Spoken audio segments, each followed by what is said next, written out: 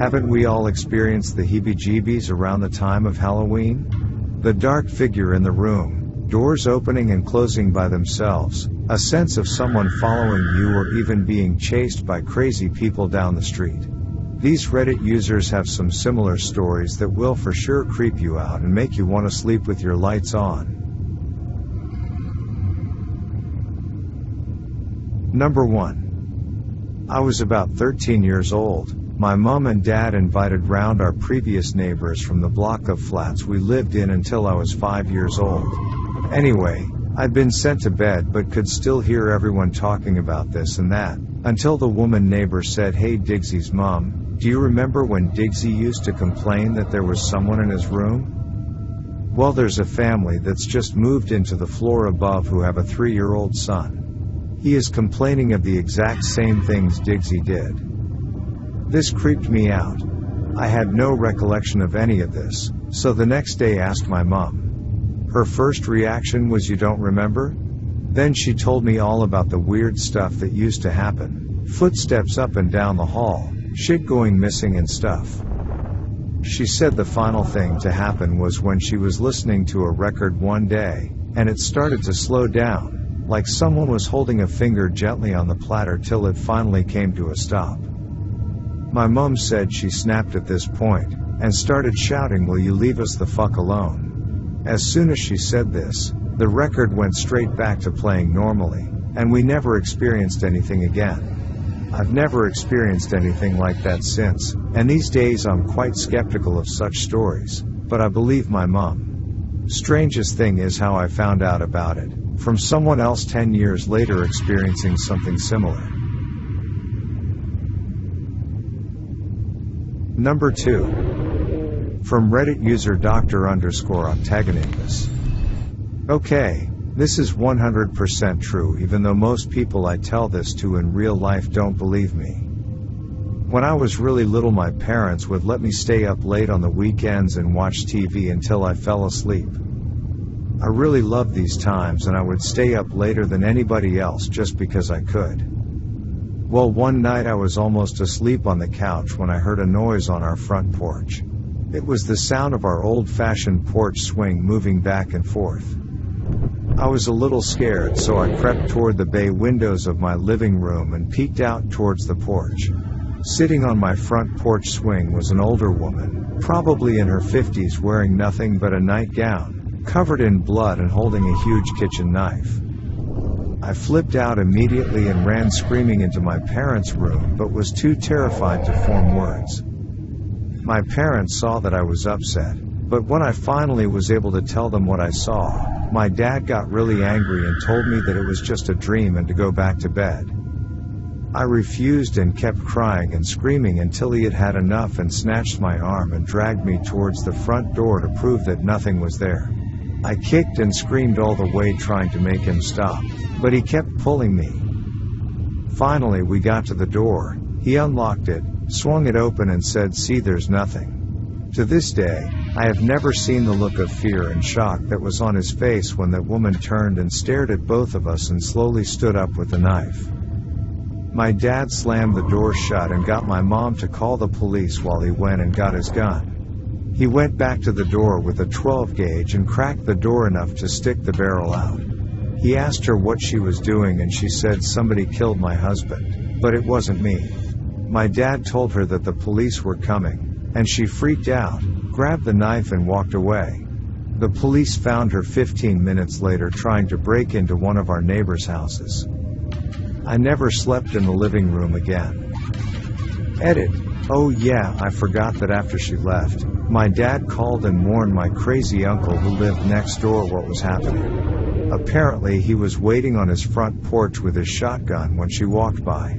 He pointed it at her and just said, "Keep moving, bitch." Update. I just talked to my mom and she said that they never really found out the whole story, but apparently she was crazy and off her medication. Her and her husband got into a fight and she tried to attack him with a knife, but didn't seriously hurt him. When he got her out of the house, she cut herself with the knife, either trying to commit suicide or make it look like her husband did it. The police never talked to us about it, so that's just what they heard from the woman's neighbors.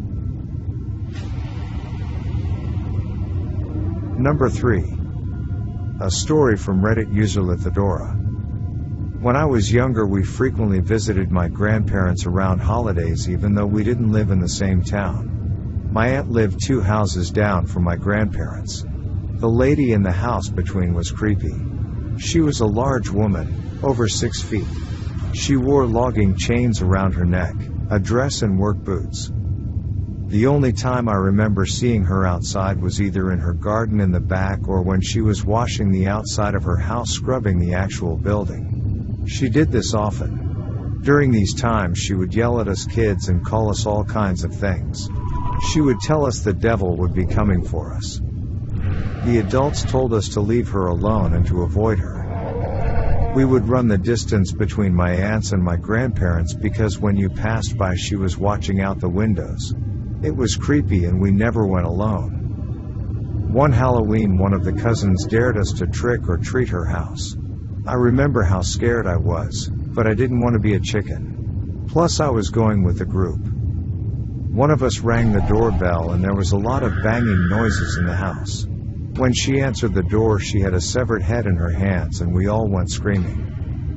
The adults told us it was a Halloween prop and we knew we shouldn't be bothering her and deserved to be scared. About a month later, my parents got a phone call that the lady had tried to kill my aunt while she was bringing in groceries and had my young cousin in her arms. The lady had one of them rope saws and had come up behind my aunt with it. She put it over her head and around her neck and proceeded to saw. My aunt naturally flipped and started kicking the door. My uncle came and beat the lady down with a fire poker. The police investigation revealed that the woman had been digging tunnels under her home which were coming up under my aunt's, my grandparents' and another neighbor's house. She had been bringing the dirt up and putting it in the raised beds of the gardens. She also had a shrine of some sort underground which had a few severed heads around it. My aunt survived, by the way, but has a long scar across her neck. Number 4. From Reddit user D. Blandon. When I was a freshman in college, I was on a film shoot near Barstow on Route 66. We were shooting on the property of the cafe known for the film Baghdad Cafe. This property has an abandoned motel attached to it, which is where we were shooting this unbelievably bad horror film. The motel's floor was full of papers, something I initially figured was a relic from the past, while the motel was actually doing business. A while into the shoot, we started picking up the papers and reading them. They were handwritten letters from the 70s, perhaps never sent. They were addressed to dozens of different people, starting out normal, but going on to describe some really fucked up things. This was a guy who literally had some demons. He kept talking about how they were watching him and the like. The handwriting also got more and more messed up as we assembled the letters chronologically. Meanwhile, outside the motel there was a storage container with "Keep Out" spray painted on it. Naturally, we were curious. There was a hole in the side, and someone reached in and pulled out some documents. Among them was a letter, on government typeface. I think it was the VA, telling the person who wrote those crazy letters that he was, unknowingly, a participant of some tests of hallucinogenic substances while he was in the Army. This whole time, there was a room in the abandoned motel that was sealed off, that we were strictly forbidden from entering. All the windows were covered by plywood, and the door was barricaded shut. It smelled like death. Seriously, the worst smell I've ever encountered in my life. Number 5. From Reddit user Dean2JX. Ever since I was really little, my family has always encountered really weird ghostly phenomenon. The house we live in now has been the worst by far, however, with an almost constant stream of events happening.